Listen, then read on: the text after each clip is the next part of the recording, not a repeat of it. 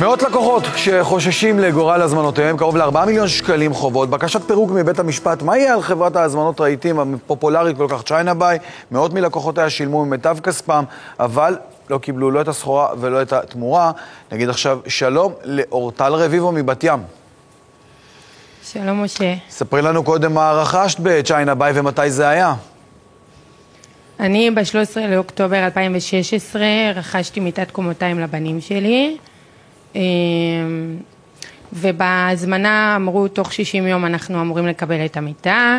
חיכינו 60 יום, עבר קצת יותר, התקשרתי אליהם, היה קשה מאוד להשיג אותם, השארתי הודעות, חזרו אליי בסופו של דבר, נאמר לי שיש איזשהו חג בסין או משהו לא ברור, ב-30 למרץ אמור להגיע המכולה לארץ, ומה-30 למרץ עד 10 ימים אמורים לספק את המיטה.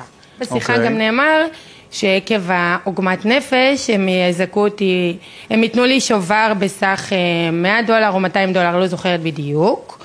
אז אמרתי להם שאני לא מעוניינת לקבל שובר, כי מכיוון שאת מה ששילמתי עבורו עדיין לא קיבלתי, אז אני לא מעוניינת לרכוש מהם עוד מוצר. ניסיתי להשיג אותם עוד עשרות פעמים. כל הזמן הגעתי למוקד הודעות שהשאירו הודעה שהם יחזרו, ועד היום אני לא מצליחה להשיג אותם, ואין לי שום תקשורת איתם. בעצם מה התאריך המקורי שהיית צריכה לקבל את המוצר? 60 יום. אוקיי. עכשיו את שומעת שמדובר במשהו שלא מאפיין רק אותך, אתם ככה, הלקוחות המאוכזבים יוצרים קשר בינם לבין עצמם, אתם מנסים לתאם ביניכם עמדות? אני לא הצלחתי ליצור קשר עם אף אחד, אני נכנסתי לפייסבוק היום וראיתי שנפתחה קבוצה עם כל האנשים שמתלוננים לגבם, עם כל הבעיות עם ההספקה, אז פניתי. את אופטימית בעניין הזה? בעיניי כאילו צ'יינה ביי ביי, הלך לפח. מה יהיה עם 2,800 שקלים, או המיטה לפחות, משהו? 2,800 שקלים הלכו, ונורא כואב כי אני אם חד-הורית ל3 ילדים קטנים, אני גירדתי כל שקל על מנת לקנות להם את המיטה,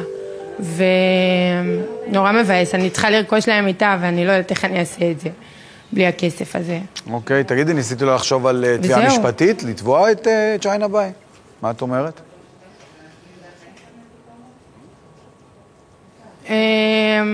עלה לי בראש מחשבה כזו או אחרת, הבנתי יום שישי שהיה איזושהי כתבה בידיעות אחרונות, שהחברה נמצאת בפירוק ומחפשים משקיע, אבל לא ממש התעמקתי בזה. בעיניי כאילו זה נראה שזה באמת מרמה כזו. אוקיי, אורטל רביבו, אנחנו ננסה לקבל תגובה, אולי לעזור. בוא נקווה שבכל זאת יקרה משהו דרך המפרק אולי, ותראו את המוצר או את הכסף חזרה. משהו מהם, לא אכפת לי. אוקיי. העיקר שיגיע משהו, או מיטה או כסף. אשמח לקבל את המיטה, כי זו מיטה שממש מצא חן בעיניי. אוקיי. ואם לא, אז לפחות את הכסף, שנוכל לקנות מיטה חדשה. טוב, אורטל רביבו, כאמור, תודה רבה לך. תודה רבה לך, סוף שבוע נעים. כן, אז זה המצב מבחינת הלקוחות, עדכון בנוגע לחברה עצמה. בואו נגיד שלום לכתבנו בן זיגדון. לילה טוב, קץ. אז קודם כל, אתה ניסית בעצמך היום להזמין דרך צ'יינה ביי, ולמרבה הפתעה, הצלחת כמעט. כמעט הצלחתי, אבל הדבר הזה נעצר באמצע. תראה, אנחנו היום שוחחנו עם עורך דין אמיר פלמר, המפרק הזמני של חברת צ'יינה ביי. הוא מספר לנו שהיום הוא פרסם מכרז באישור בית המשפט, ועד ה-11 במאי הוא מחכה להצעות ממשקיעים שירכשו את החברה. כרגע הוא אומר לנו שהוא הנחה את מתפעלי האתר לעצור את האפשרות להזמין. זהו, כי אנחנו בעצם רוצים לומר שדרך האתר עוד אפשר להזמין היום, אם אתה מתעקש. הרובריקה נמצאת, אבל לפחות לטענתו, אנחנו לא סיימנו את התהליך, אבל לטענתו כרגע אי אפשר. בכל מקרה, דרך מוקד השירות הטלפוני שם גם לא נותנים מענה אפילו רגיל ללקוחות, ככה שאי אפשר בכלל לתפוס אף אחד מהחברה. כאמור, עד 11 במרץ, עד 11 במאי. תגיד, ואם לא ימצא רוכש, מה יקרה? במקרה כזה לא תהיה תמורה, כי כרגע אין שום כספים בחברה. הגיעו למשרדי החברה בראשון לציון, ושם ראו רק ציוד משרדי וכדומה, שום חברה, שום מוצרים, ככה שגם הלקוחות, גם הספקים וגם העובדים שפוטרו, הם יהפכו לנושים במקרה הזה, שככל הנראה לא יראו את כספם, כי לא תהיה תמורה מרכישת הפעילות. המפרק הזמני אומר לנו גם שיכול להיות שבעתיד הם יעשו אי אלו חקירות, לבדוק את התנהלות החברה, ואז אולי יהיו תביעות, אבל עקרוני, כל עוד לא נמצא משקיע, אין כרגע כסף בחברה. יש בכלל משקיעים? יש מישהו שעומד על הפרק? תראה, פנו מספר משקיעים גם בתחומי הרכישות באינטרנט, ככה שיש להם ניסיון, וגם בתחומים אחרים, אבל כרגע זה באוויר, זאת אומרת, שום צ'ק בנקאי לא עבר לידי המפרק. ישנם מגעים אבל. אוקיי, בן זיגדון, אנחנו נמשיך לעקוב, תודה רבה לך. לילה טוב, קייס. והתגובות, תגובת חברת צ'יינה ביי, אתמול הם אומרים, הגשנו לבית המשפט את התנגדותנו לבקשת הפירוק שנכפתה עלינו בידי ערוץ 10, שותפתנו לדרך, כך הם אומרים, בתצהיר שהוגש מודגשת כמה וכמה פעמים הדרך שבה נקטנו בשנה האחרונה, הן באמצעות הזרמת מיליוני שקלים וכוח אדם רב, והן במציאת משקיעים נוספים, שמטרתה היחידה להמשיך את פעילות החברה ולתת טיפול מקצועי לכל הלקוחות. אנחנו מחכים להחלטת בית המשפט, בתקווה שיאפשר לנו להשלים את מהלך הכנסת משקיע ולחזור לפעילות מלאה. תגובת הערוץ 10, אגב, בעניין הזה, ערוץ 10 וענן 10 אינם שותפים באתר צ'יינה ביי, לערוץ ולאתר הסכם פרסום עם צ'יינה ביי, ומשלא שולמה התמורה בגין הפרסום, והערוץ החליט לנקוט, הערוץ והאתר, בהליכים משפטיים. עד כאן התגובות.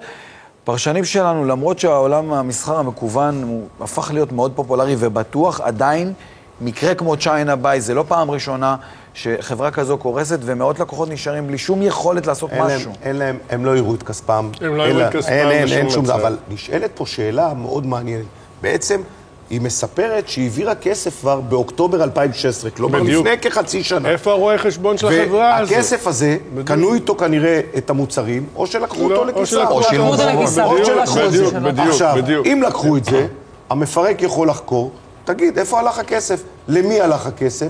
כפי שאתה יודע, בכל הנאות העוקץ האחרות, פירמידות למיניהם, וכל מיני דברים אחרים. קודם כל הייתי מציעה לבחורה הנחמדה הזאת, שכן תתבע... אגב, פנו לנו עוד לקוחות, ואחרי זה תוכלו גם לייצג. צריך לייצג ולך אותם, תדע, בתרחיש הפסימי לא תראה שום דבר, בתרחיש האופטימי יהיו פה תביעות והתגלגל, כמו שאתה אומר, לאיזשהו תרחיש, אולי משהו יצא ויצליחו מזה. לגבות פה איזשהו משהו, ברגע שנמצא, הרי הציעו לקופון בתור הציעו ל$100. לא, אבל $100 הייתה על מוצר שהיה כמעט 3,000. זה בדיוק הרעיון. זה עוד ניסיון אחרון לשתות ממנה עוד איזה סכום בשנייה האחרונה. זה הרי נוחלות מטורפת. לא רק זה, גם נתנו לה קופון, אמרו לה תוסיפי כזה, יצא מזה משהו. זה מטורף. זה ניסיון נמוך. נמוך החבר'ה האלה כנראה ביותר. עבדו על... מה שמשגע אותי, למה החבר'ה האלו לא לומדים ושיקנו מאתרים הבינלאומיים הגדולים, המוכחים. כן, דודו, כל אתר יכול לקרות. זה בעברית, גם לא לחברות נכון, גדולות, זה והנה גם בעברית, אליטליה לכן קורסת הם עכשיו. גם חברות גדולות פוצות את הרגל. יכול לקרות.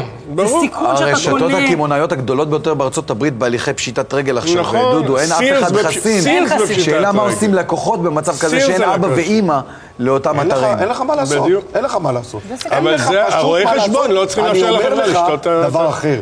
אתה צריך גם לראות בעצם מי בעלי השליטה, מי האנשים שעומדים מאחור, מה החוזק הפיננסי. אבל זה נכלולי, הקטע הזה אני אגיד, זה ונוחי נכלולי. דנקר, בסדר, אז אנחנו ידענו. חברים. אבל את הדברים האלו, כמו שאני אומר לך, שאת מזכירה עכשיו את השמות של אותם אנשים, רק ציינתי, אז אני אומר, כן, אבל את הדברים האלו, אבל נאמרו. שיטות רגל יקרו, קרו וימשיכו להיות בעתיד. אבל צריך להגיד, האזרח הקטן. תודה.